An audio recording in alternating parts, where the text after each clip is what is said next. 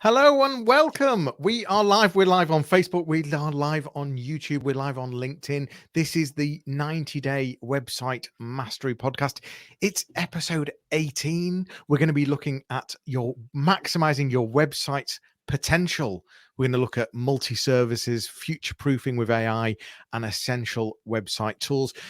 We're celebrating the launch of our new program and the completion of our website best practice webinar series. We wanted to find a way to continue to share more advice and insights about making your website work harder for you and to feel proud about your website again. Each episode will comprise of 4 segments. I'm here with my very good friend and co-host, Pascal Fintoni. How are you, Pascal? I'm very good, thank you very much. And it's been an interesting week for me. It's all been about websites. At this moment in time, and normally my kind of order book is very varied. It's about speaking about SEO, it's about coaching, about video marketing, it's about looking at email marketing, but it's been all about websites. I'm currently working on 2 government websites, giving some support on that, 2 personal brand website and 1 e-commerce website. And yesterday, as I shared in a green room, I had the pleasure of presenting the 90-day website mastery program to a support organization. Wonderful.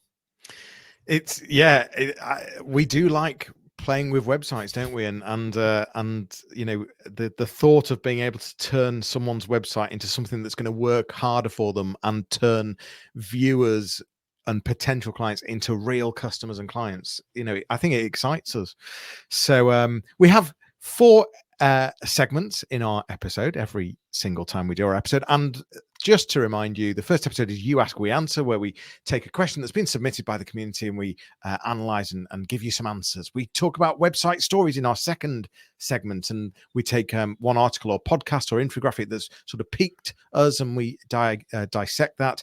And then we move on to the website engine room, where we talk about Pascal brings an app, I bring an app, or perhaps a software solution that helps you as a website manager or a content creator make your life easier. And lastly, of course, we finish with the call to action. Every single piece of content should have a call to action. And of course, we give you a call to action as well. So something that you could implement, one small change or adjustment that you could be making to your website right now. So that's what we're going to step into. We'll do a reflect at the end. Thank you for joining us. If you're live with us right now, please do say hello in the comments on any of the platforms you're on. If you're listening or watching afterwards, thank you. Thanks for being here. And please don't forget, if it helps, if you enjoy any of this, please do subscribe, tell your friends, share it around. So I think without further ado, we should start with You Ask, We Answer.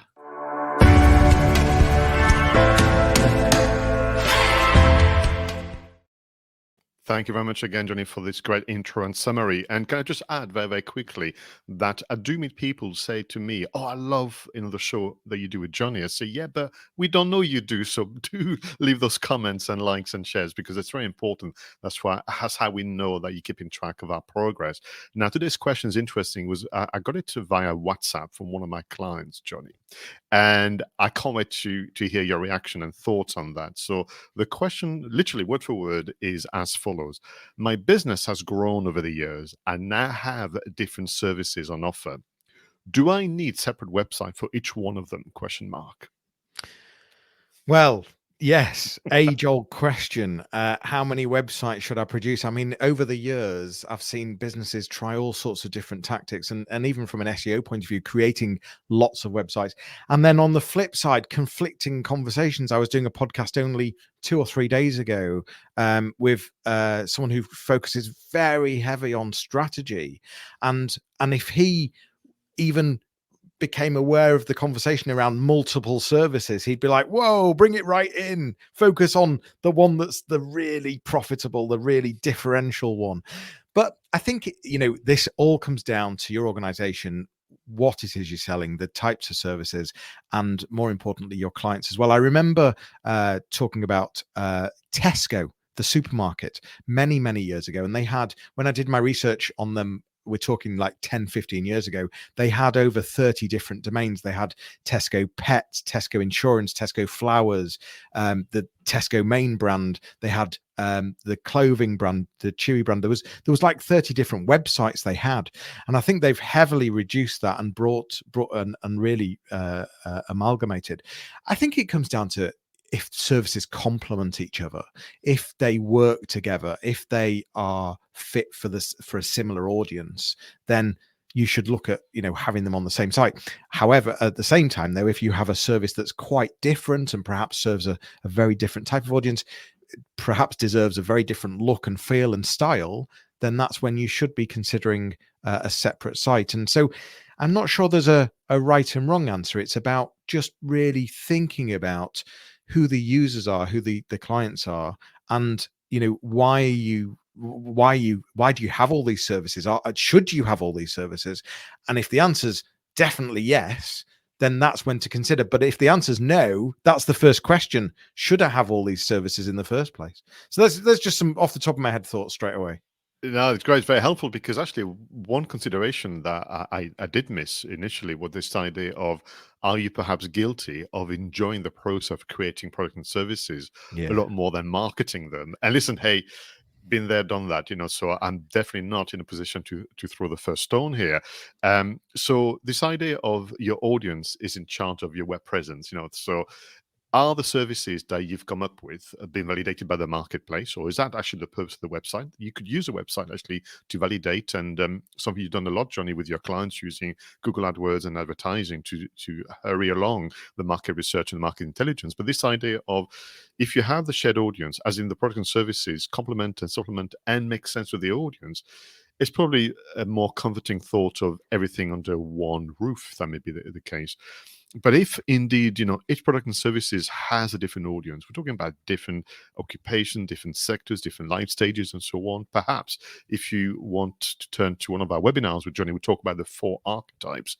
Going onto the website, you have the investigator, the interrogator, the relationship builder, and the dreamer. And we use those as a trick of the mind to make sure that you've challenged the website content sufficiently.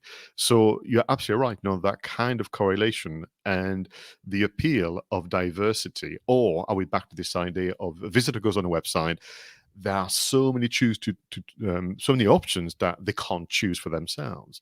So then, is it the argument to have separate websites? So in my case, I launched a program uniquely for the film industry. Now, on the surface, it's the same service.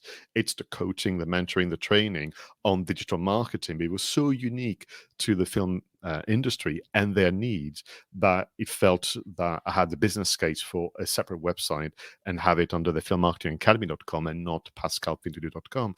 So the audience, actually, to your point, Jonny, will tell you, but you're right. Are we perhaps guilty of enjoying the process of creating product and services all of the time? Yeah, that's the danger, isn't it? I remember analyzing my own services, and I came up with over 30 services that I supply and sell. And it was at that moment that I realized, hold on a minute, this is just way too many, and it was time to streamline. So and I think we've got both good examples. You've just talked about the Film Academy and your own website. Likewise, I have my agency Fleek Marketing, which has its website. I then have johnnyross.com, which is fractional CMO. Between us, we have the 90-day website mastery podcast.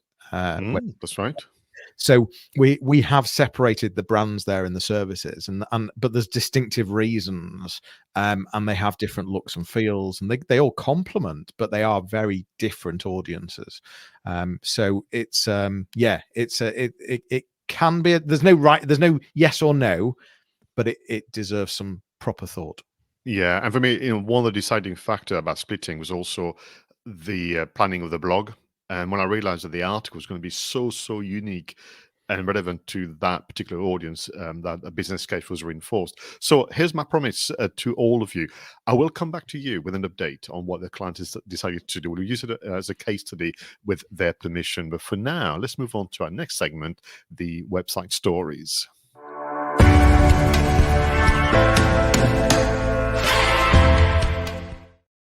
Now, in this part of the show, Jonny and I choose a piece of content, an article, a podcast, a video, even an infographic, something that can help us reflect what it means to be a website manager in today's economy. We have an article from Forbes.com today, Jonny, written by John Hall, and the title is as follows: How to Future-Proof Your Content Strategy in the Age of AI. Now, John Hall is a speaker, writer, and founder of Calendar, a scheduling management app, and he's also an advisor for the growth marketing agency relevance. And we getting a lot of those kind of reflective articles at the moment and more about the impact on the AI across all sectors. I mean, even just 2 days ago on BBC Radio 2, they were talking about AI and the future of employment and what's going to mean, and AI plus education and so on. And what John was doing here is just sharing some of his own thoughts and position currently. And you'll see why I say this. And the article begins with the question, should content marketers be worried about AI? And then in the process, it goes through a number of insights, which he has separated. So number one would be step one would be to audit what you have. I'll come back to that. Step two would be to plan content for different stages. Number three, to identify your content's value. And number four, to focus on thought leadership. And then he gives his thought on future content strategy. But throughout those chapters, if you will, of the article, he does a very good job to kind of make the parallel between the human activity, shall we say, and the AI contribution.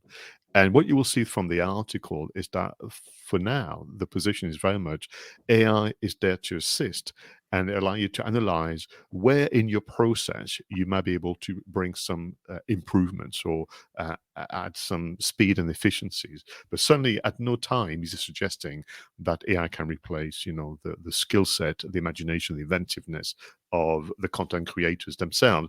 And so from my point of view, when he says about, audit what you have currently, two things you're going to probably discover in this case, performance around SEO that needs, improving and more.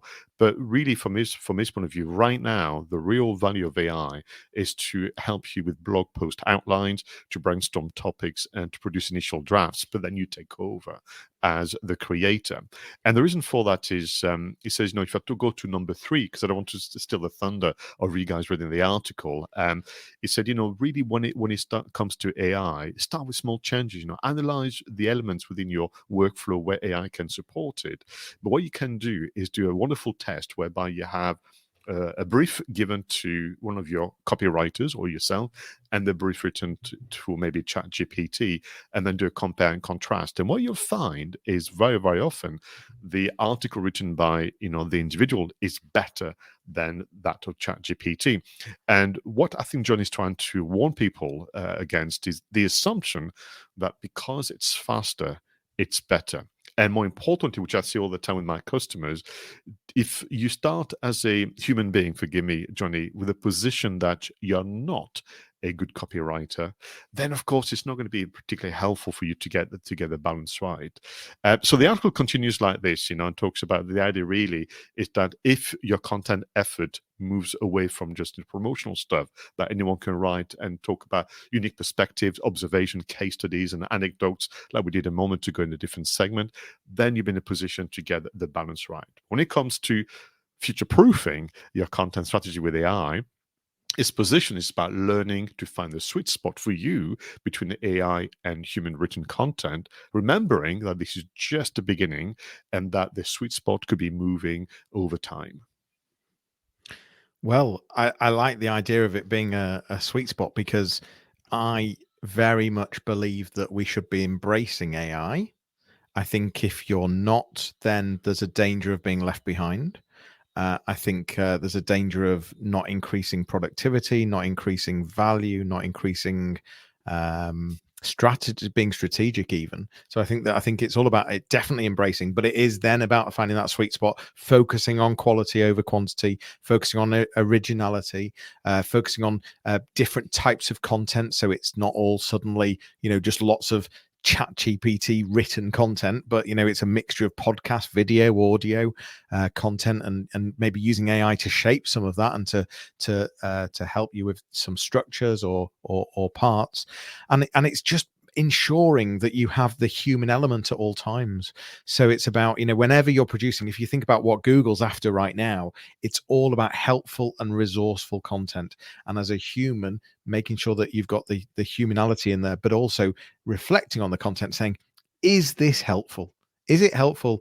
Is it resourceful?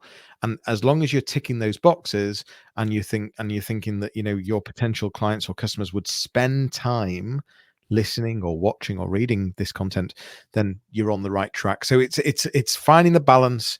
And I think the future proof of your content in the age of AI starts with embracing it. And testing it, and I liked, the inference. It was implicit, but you can see this idea of, if you think about AI from the position of, you think you're a poor copywriter, or that you're slow and being slow is bad, then it's not a great entry point for AI. As opposed to, we have a strong position and we're learning all the time and we're upskilling ourselves all the time. And where can AI support our development and evolution as an organization and content creators as an assistant? And as you know, I prefer the term digital assistant to AI. So we're going to see more and more of those articles. But thank you to John Hall for spending a moment to share his thoughts. And I'm sure they'll move on as ours will, as well as we become more and more familiar with the sweet spot indeed. It's time for the website engine room.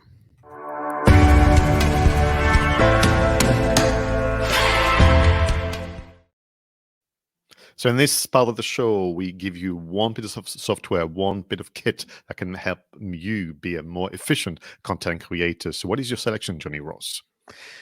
Well, SEO is my background, deeply rooted in it. It's very SEO heavy this week. The website engine room for me this week is Neil Patel's Uber Suggest. It's well, there's different versions of the tool, but there is a free version of the tool.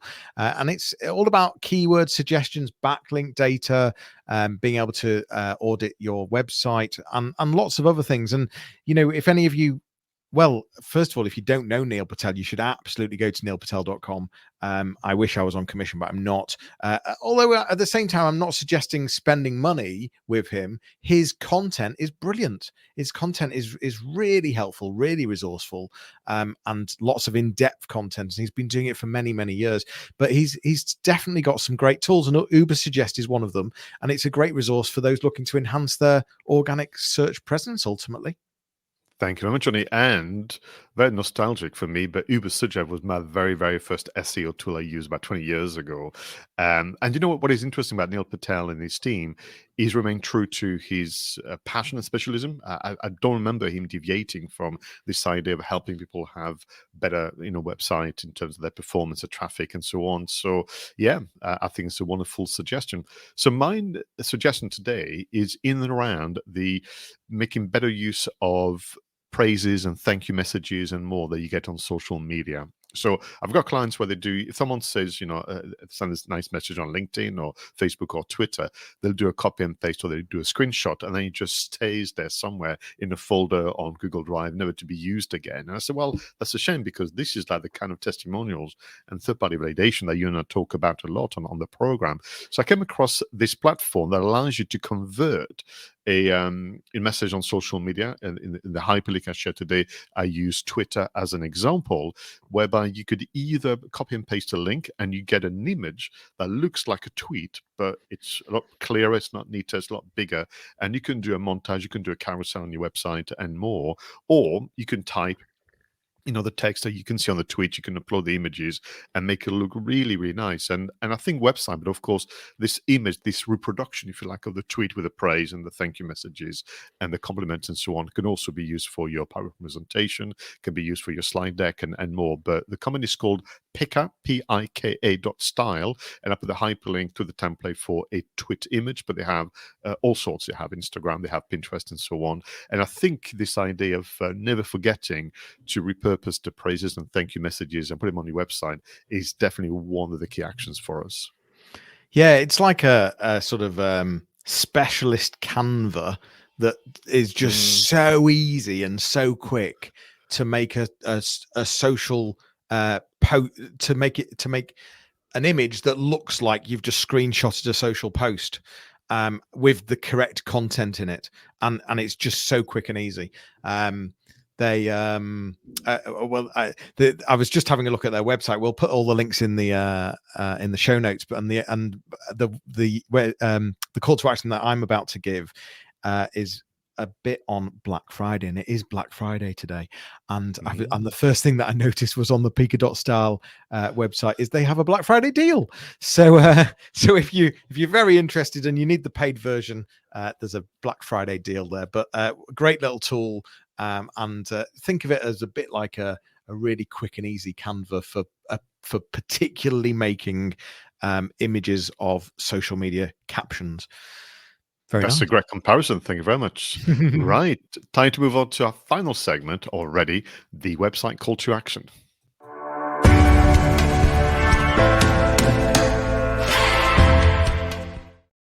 So this is about the one change or one small adjustment that you should be making your website right now. Jonny, what is your call to action? So I sort of did insinuate Black Friday, and for me, and I do a lot of work with e-commerce websites as well, but this can be used across all types of websites, whether it's consumer or business. Exit pop-ups. So it's the understanding the intent that a user is about to exit from a web page, and it's about how can you catch them before they leave. And there's some really clever worded exit pop-ups that can be quite funny and quite some people find them intrusive, some people find them they don't like them, but at the end of the day, if they're about to leave your website in some way, what have you got to lose? And it is worth testing and trying, and obviously only if you think it's the right fit for your particular brand and your particular audience. But this is about for example, on desktop, and it does work on mobile as well. But for example, just to help you all understand, this is about the browser seeing that the mouse is going into the top area where you're about to switch tabs or click the cross button. And there are ways that it can work on mobile as well. And this is about capturing the user before they leave and saying, hold on, before you leave, there's this value or there's this offer, or are you sure we can't help? Or are you sure you don't want to call back, or whatever it might be? And I think the point here is testing it, because we've tested this on many, many websites. And there's a particular website that we've put this on, and it brings in 15% of their leads. The exit pop-up brings 15% of their inquiries. It's definitely worth testing. And I like the idea of you asking us to be maybe a little adventurous and try different, styles and tone of voice, be witty, be humorous, maybe be more direct and so on. And testing is important. And the thing about website, people sometimes fall into the trap of, being right first time, all of the time.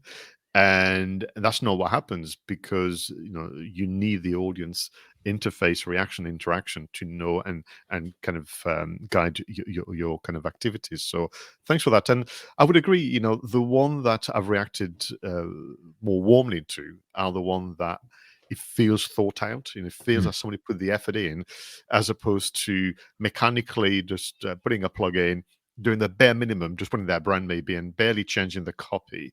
It's like, most of the contact us forms, on the website, you kind of go, you could have done a bit more than that. Yeah. It takes a quarter of an hour, if that, to change the copy or add a photo of the team. Even just that makes a big difference.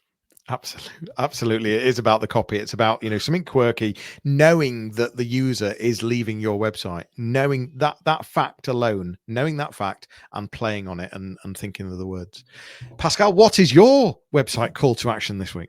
So this is actually something that I gave as advice to one of my clients this week. So we're going through the end of year review, looking at 2024, looking at what would you say, the content calendar. And what was interesting for me was to see that they were very, very proud of some of their how-to articles. You mentioned a moment ago about Google looking for helpful, insightful content, and if you're not sure, use Uber Suggest. So firstly, if you don't have any articles starting with how to or what's that effect, then they must be part of your plan for next year. And if you're not sure what they should be, then use Uber Suggest and a few other platforms. So they're being, so you've got this amazing article, and you take people all the way through a level where it's clearer about what they need to do. But you can go a little further if you were to translate the how to advice into a checklist or a template or a free download of sort that would help them take action. Because I think that's really important. Once somebody is able to take action as opposed to just being better informed, in terms of the relationship you're going to have with them in the future, in terms of the likelihood of them coming back and filling in the inquiry form and so on, we know that it's much, much greater. So my call to action is study the performance of your content, particularly the how-to types articles, and those who perform well, edit up, I would say, upgrade by adding a free download, which relates to taking action, the checklist, the template, and more. Yeah, and in fact, I was doing an audit on a website only yesterday, and the amount of content that is on there where they just don't get any organic visitors. There's very few page views. It's time to either reignite some of that content or actually just get rid of it. So you need to make that decision on, actually, there's a really good performing piece here. How can we make it even better? Or perhaps there's something that you think should be performing, but it's not. And how could you make it better? Or maybe you just have no traffic to it and it's just pulling you back in the grand scheme of Google. So I think whether building on what Pascal's said here, the advice really is to audit all your content to understand how many page views are you getting on different pieces, and are you getting organic visitors, and that should be sending you some kind of strong signal in terms of what you should be doing about the content anyway. So yeah, I like that a lot. Well, we've covered some great things here, Pascal. We started with multiple services and should we have separate websites, and I think what we've said is ensure that you're not just creating services for the sake of creating services. Streamline, be very focused, be very clear about what it is you sell. But if there is a compelling reason to, whether it be a different tone of voice, different look, different feel, very niche, there are definitely good reasons to have separate websites. But make sure you're doing it for the right reason, I think, is the key thing there. We've talked about AI. We talked about how you can future-proof your content from an AI point of view. It's all about embracing, but it's about making sure that you bring that humanity to it, test, try, but it's all about quality as well. So it's far about quality over quantity. And we've given you some hopefully great apps and suggestions and call to actions, including the exit pop-ups, re-looking at your existing content. We've mentioned Neil Patel's Uber Suggest and the Pika.style. All of these links will be in the show notes. But what a great episode. Thank you very much, Pascal. You're very welcome. And you know what is interesting? And I want to go back actually to the website stories, because the more I think about the article, the more I realize how powerful it is, because it's back to this idea of, for all of you viewers and listeners, I know that you'll have misgivings about your website, which is why Jonny and I launched a program, for you to feel proud of it again. But you also will have some thoughts about your own skills and competency, and this idea of, well, this tool is faster, it can produce a 2,000-word article in seconds, therefore it is better than me. And don't think that's a very helpful start at all. Start with the position that you have a lot to offer already to your customers. You have a great deal of knowledge and passion, anecdotes and stories to share. We just need to find a way for the process to work harder for you. Absolutely. This has been episode 18, Pascal. And I'm afraid, if you're watching and listening, that is it for today. It was episode 18 of our new podcast series, the audio companion to the 90-day website mastery program. For more information, please visit 90daymarketingmastery.com, and you'll be able to book your discovery call with either myself or Pascal. We'll be back with another episode. In the meantime, feel free to send your questions, share your preferred apps and links to your website once you've made the changes we spoke about, because we'd love to give you a shout out. But it's bye for now, everyone, and we'll leave you with a fun video and audio montage whilst you go through your notes and actions. See you all soon. Take care.